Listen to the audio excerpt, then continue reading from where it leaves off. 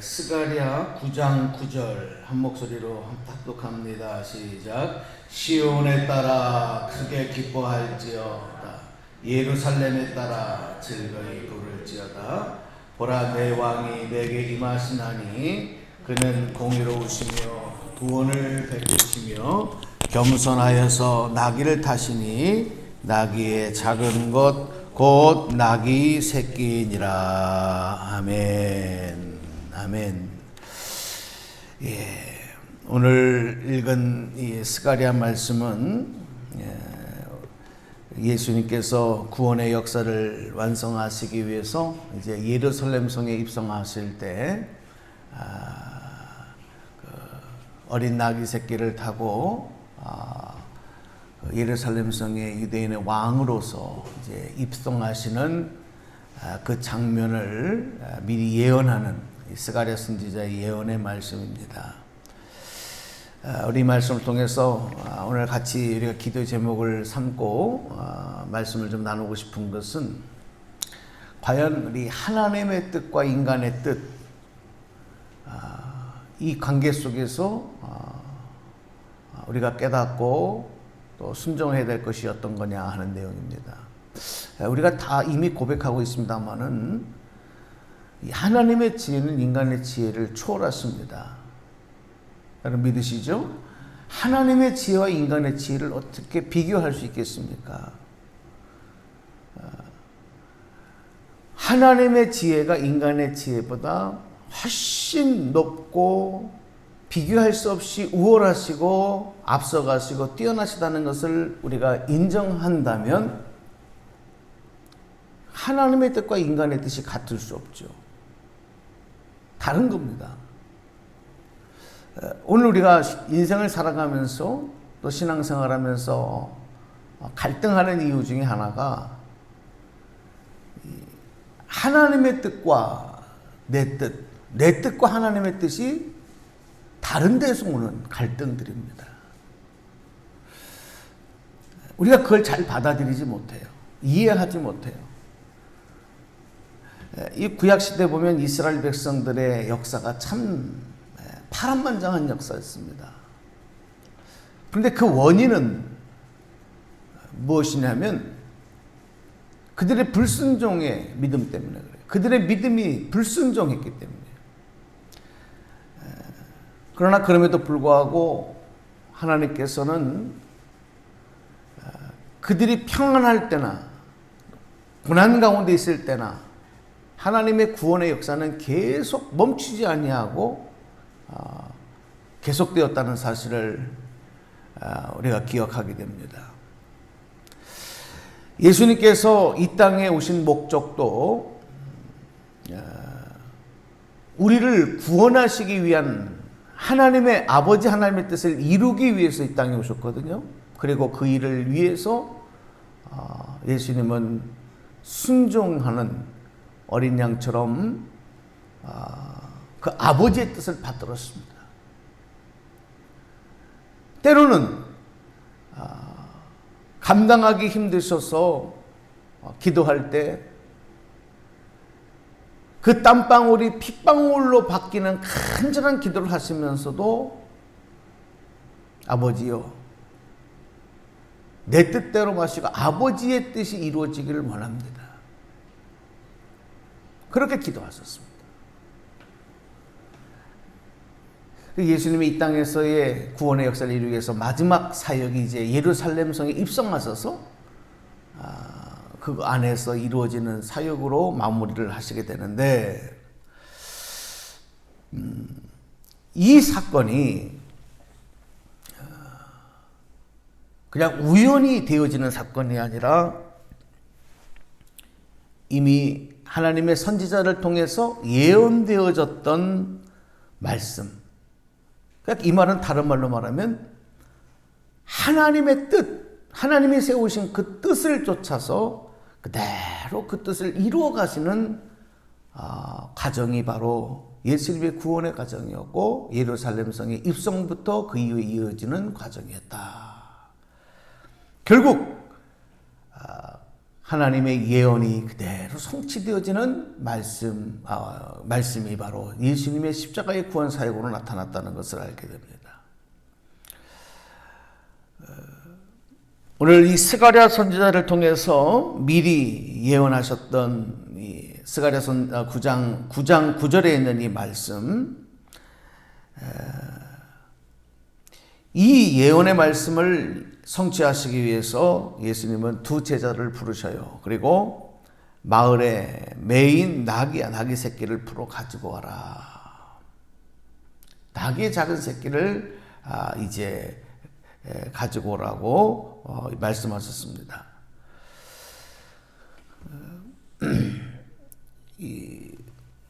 하나님께서 이 말라기 선지자를 통해서 마지막으로 말씀하신 이후에 다시 이 침묵이 깨어지고 하나님의 말씀이 다시 선포되어지고 백성들에게 전해진 그 기간이 무려 430년이에요. 여러분, 엄청난 시간 동안 하나님 침묵하셨어요.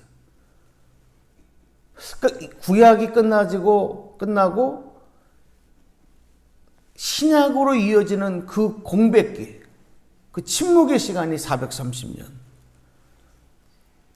근데 이것도 또한 에스겔 선지자를 통해서 예언하셨던 그 말씀을 이루시는 과정이었다. 침묵의 과정 또한 하나님의 뜻을 이루시는 과정이었다. 이 침묵의 기간 동안에 이스라엘 백성들은 전에 있었던 것보다 더 많은 내란과 외부의 침략에 의해서 아주 고통을 당했습니다. 또 유대라고 하는 나라가 로마에 의해서 완전히 짓밟히고, 그 마사다라고 하는 언덕에서 최후의 용사들이 모두가 다 끝까지 한 사람 남은 사람까지 자결하면서 죽어가는 동안까지도 하나님은 그들의 부르짖음에 아무 말씀하지 않았어요. 결국 이스라엘의 역사는 로마에 완전히 망해버리고 말았습니다. 그동안에 이스라엘 백성들이 절망에 빠져 있었겠지 않습니까? 얼마나 고통받았겠습니까? 바로 그때 예수님 등장하시는 거예요. 430년의 침묵을 깨고, 또 정치적인 고통과 압박과 어려움과 절망과 슬픔, 그리고 결국은 이 로마의 식민지가 되어져서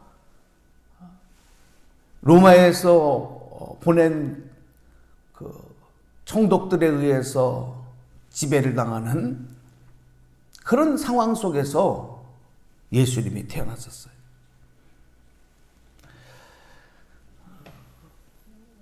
그러니 이스라엘 백성들이 얼마나 이 정치적인 이 압박과 어려움 속에서 우리를 구원해 줄 메시아, 해방자, 구원자를 기다렸겠습니까?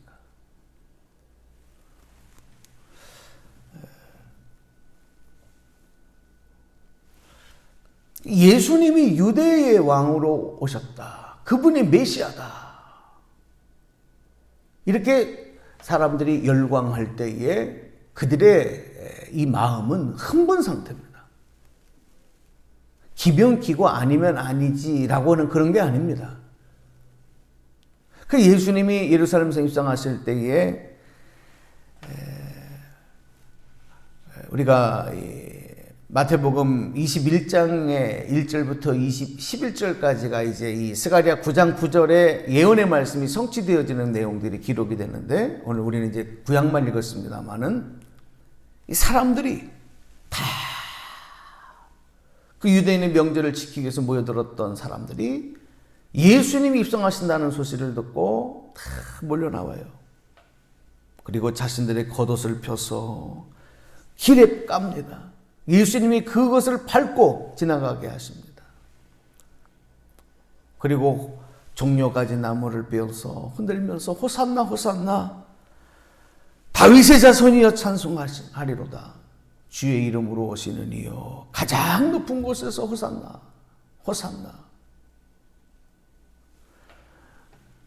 이제 우리가 다음 주일이 종려주일이어서 이제 종려주일 때 또 다시 한번 이 사건을 기억하며 말씀도 듣고 기도하겠습니다마는 예루살렘 성안은 온통 이렇게 흥분 상태였습니다.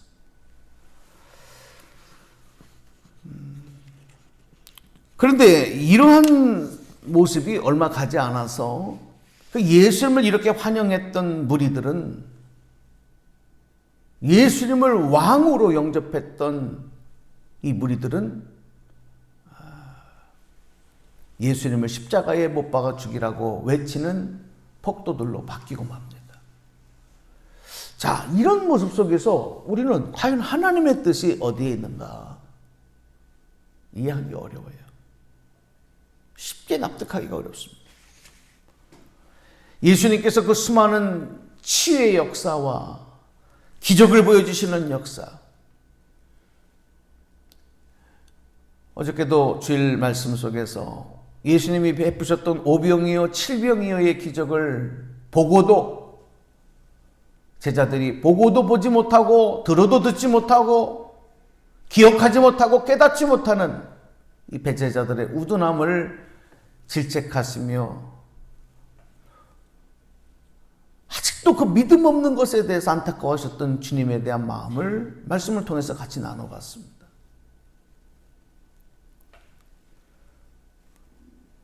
그 엄청난 주님의 사역을, 그 능력을 눈으로 보고도 결국은 예수님이 직접 선택한 제자들도 다 예수님을 배신하거나 예수님을 외면하거나 예수님 고난당할 때 다 떠나버리고 말았습니다. 예수님 십자가에 죽으실 때 그들은 다 흩어져서 숨어 있었습니다. 두려워하고 있었습니다. 과연 하나님의 뜻은 어디에 있는가? 쉽게 이해하기가 어렵습니다. 여러분, 오늘 다시 한번 예수님의 구원의 사역 가운데서 일어났던 한 부분들을 우리가 보면서 인간의 지혜와 인간의 뜻으로는 하나님의 지혜, 하나님의 경륜, 하나님의 뜻을 온전히 이해하기가 어렵습니다. 말씀 서두에서 드렸던 것처럼 하나님의 뜻과 인간의 뜻이 다를 때가 더 많기 때문에 오늘 우리는 한치 앞을 내다볼 수 없는 내 앞에 놓여진 일들만 볼 수밖에 없고 그것만 대응할 수밖에 없는 한계를 갖고 있지만 우리 하나님은 그 멀리까지도 알파와 오메가 되시기 때문에 그 멀리까지도 보시는 하나님, 같을 수가 없습니다. 예수님께서 십자가에 달리신 것이 그리고 죽으신 것이 바로 하나님께서 말씀하신 하나님의 나라 그리고 온 인류를 구원하시기 위한 하나님의 가장 완전하신 사랑의 방법이라는 것 또한 인간의 지혜와 인간의 생각 갖고는 쉽게 납득하기가 어렵습니다. 그러나 여러분, 우리는 어쩌면 무기력해 보이고 아무 힘없이 마치 도살장으로 끌려가는 한번 울부짖지도 못하는 어린 양의 모습처럼 골고다 언덕 위로 십자가를 지시고 넘어지고 또 일어나고 넘어지고 또 일어나고 그리고 마침내 양손과 발에 못이 박히고 그리고 그 십자가에 달려 고통 가운데 죽어가시는 인간의 화목제물이 되어 죽으신 하나님의 아들이신 예수님,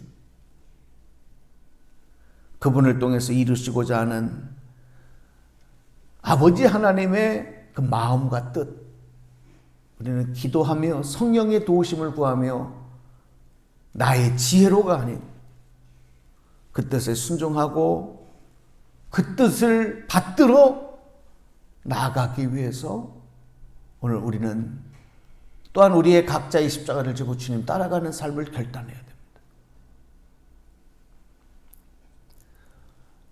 오늘 기도하시는 저와 여러분, 새벽을 깨워 기도하는 여러분들, 하나님의 뜻은 완전하시다는 사실, 때로는 우리가 이해하지 못하고 받아들일 수 없어도, 그러나 하나님은 한 번도 실수하지 아니하신다는 분, 그리고 그 일을 통해서 결국은 우리를 사랑하시는 그 뜻을 펼치시고 하나님의 나라를 이 땅에 이루시며 그곳에 우리를 주인공으로 세우신다는 사실, 여러분 믿음으로 순종하며 그 뜻을 따라 나아가기를 주님의 이름으로 축복합니다. 오늘도 그 마음으로 십자가 바라보며 기도하며 성령님의 인도하심 따라, 주여 아버지의 뜻을 내 머리로 이해하고 받아들이고, 아버지의 계획이, 하나님 아버지의 계획이 나의 의지로 받아들일 수 있는 것이 아니라 성령님의 도우심으로, 순종행으로 그 뜻을 따라갈 수 있는 믿음을 허락하여 주옵소서.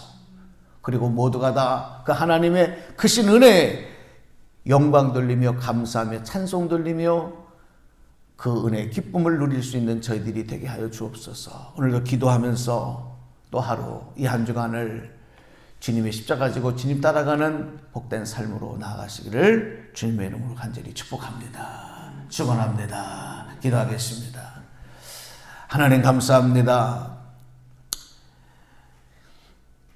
이미 오래전에 스가랴 선지자를 통해서 예언되었던 말씀이 예수님의 제자들을 불러 어린 나귀를 끌어오라고 하시고 그 나귀를 타고 예루살렘 성에 입성하시며, 그리고 온 인류를 위해서 십자가의 구원의 사역을 완성해 가시는 예수님을 우리가 생각하면서 하나님의 뜻을 내 뜻과 하나님의 지혜를 내 지혜와 비교하지 아니하며 반드시 이루어지는 하나님의 뜻에 순종하기를 다짐하며 기도하기를 오늘 다시 한번 우리가 마음에 결정하고 기도하게 하셨습니다. 하나님, 오늘도 성령께서 우리에게 더 큰 믿음 주시고 순종의 영으로 함께하여 주시고 기도하는 성도들에게 구원의 은총과 하나님의 사랑으로 넘쳐나게 하여 주시옵소서. 내 뜻대로 되지 않사오니 하나님의 강력하신 주권으로 우리를 이끌어 주시옵소서. 오늘도 지켜주시고 함께해 주실 줄로 믿습니다. 우리 주 예수님의 이름으로 감사하며 기도드리옵나이다. 아멘.